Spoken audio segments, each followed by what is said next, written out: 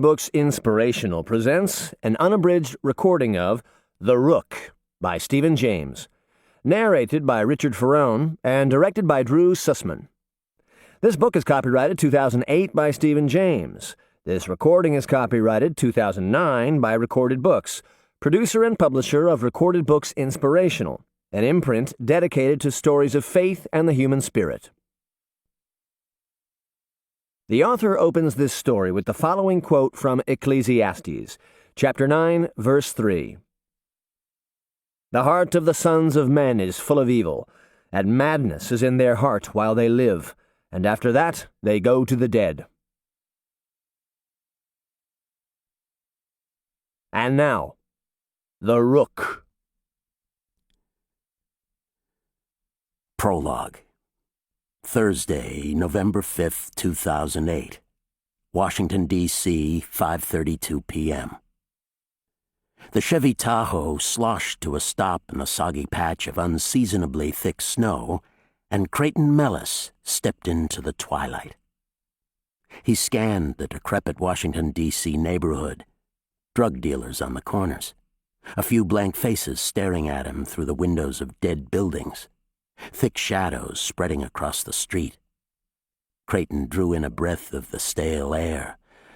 Ah, yes.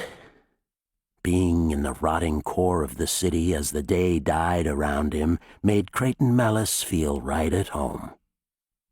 His lawyer, Jacob Weldon, whispered nervously out the window of the SUV. "So, do you want me to wait for you then?" Creighton glanced at him. Weldon, a timid little man with overripe eyes. "No, I'll be all right."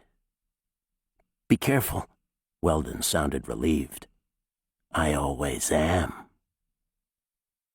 Less than 3 hours ago, Creighton had been in custody.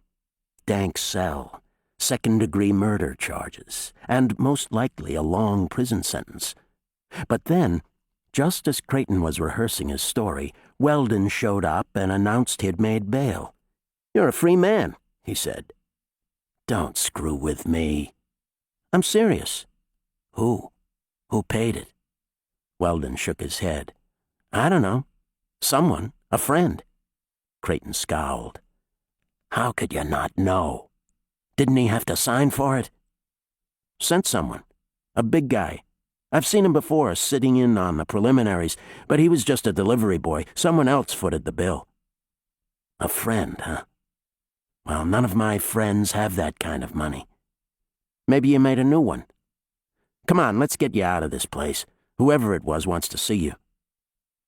So they left the jail, drove around long enough to make sure no cops were trying to keep an eye on him, and then ended up here at 1311 Donovan Street in front of this vacant gray building wearing a tilted sign that read, "The Blue Lizard Lounge."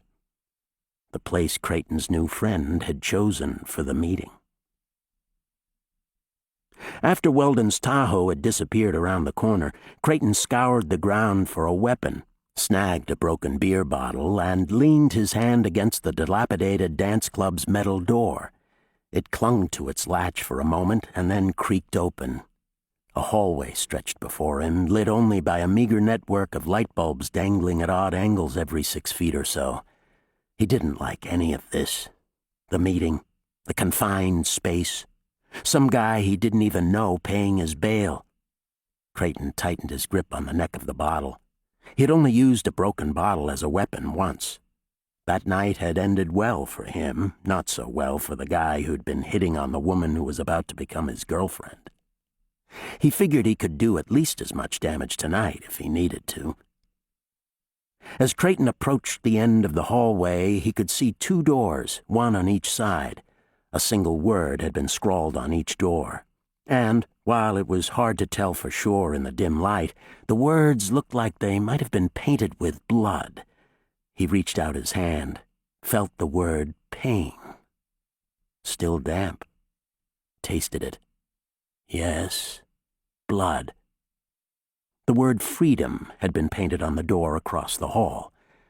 Creighton glanced behind him. Only an empty hallway. Then he inspected the doors, checked for light seeping beneath them. Nothing. looked around the hallway one more time. Nothing. Just an empty hallway that terminated here, at these two doors. Freedom or pain. Creighton pressed his ear up to each door in turn, listened. Not a sound. He needed to make a choice. The decision was easy. Creighton chose pain. With a soft click, the door mouthed open into a narrow entryway, maybe 15. To keep listening to this audiobook, I've left you a link in the description so you can do it, at no cost thanks to Audible's 30-day free trial.